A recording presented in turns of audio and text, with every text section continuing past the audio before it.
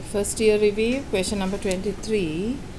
Calculate the concentrations of all ions present in each following solutions of strong electrolytes.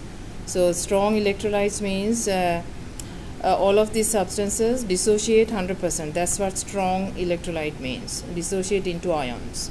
So A is 0.100 moles of calcium nitrate in 100 milliliter of solution, 100 milliliter solution. So calcium nitrate will dissociate into 1 calcium ion and 2 nitrate ions, right? So the molarity of calcium nitrate is moles per liter, so it will be 0.100 moles over 1 liters, right? 0.1 liters. So that is 1 molar, which means every 1 mole of calcium nitrate must give 1 mole of calcium ions and 2 moles of nitrates. So calcium ion concentration will be 2 molar. Calcium ion concentration will be 1 molar. Nitrate ion will be 2 molar. Okay, so that is the concentration of calcium ion nitrate in A.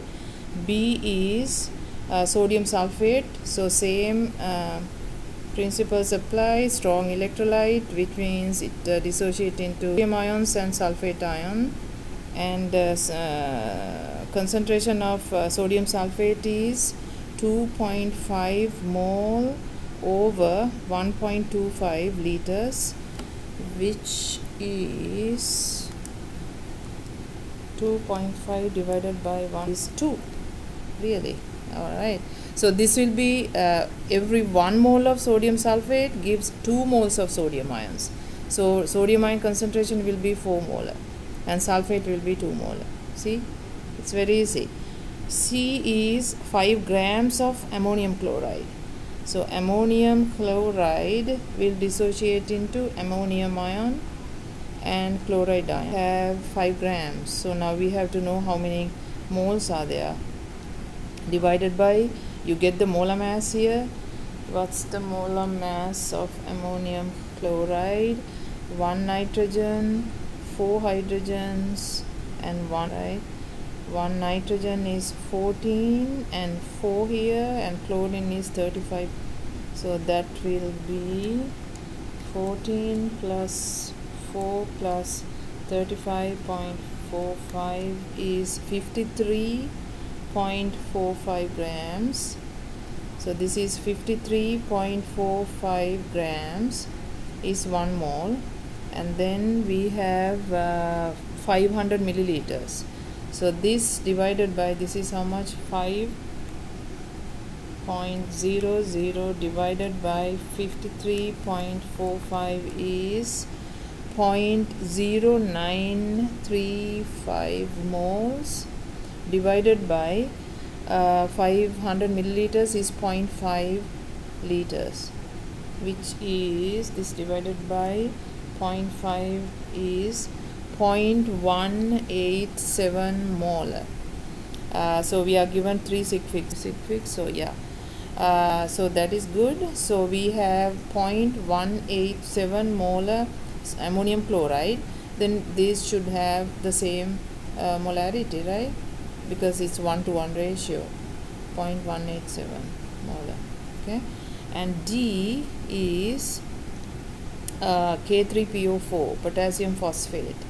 K3PO4 will dissociate into 3 potassium ions and 1 phosphate ion, 3 minus.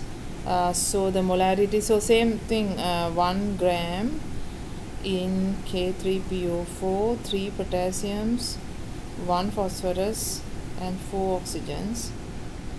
So 3 potassiums is 3 times 39.1, 117.3.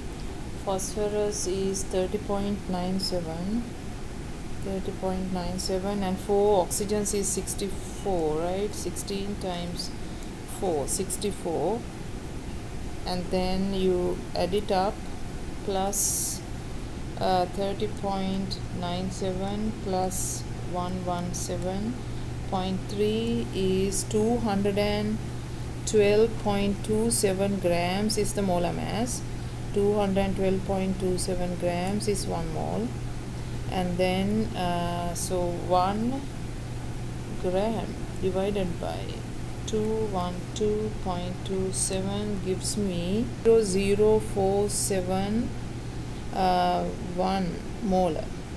That is the molarity of K3PO4. So 3 times that will be potassium times 3. This will be 0.0141 molar, and phosphate will be the same amount, 0.00471. Alright, that's question number 23.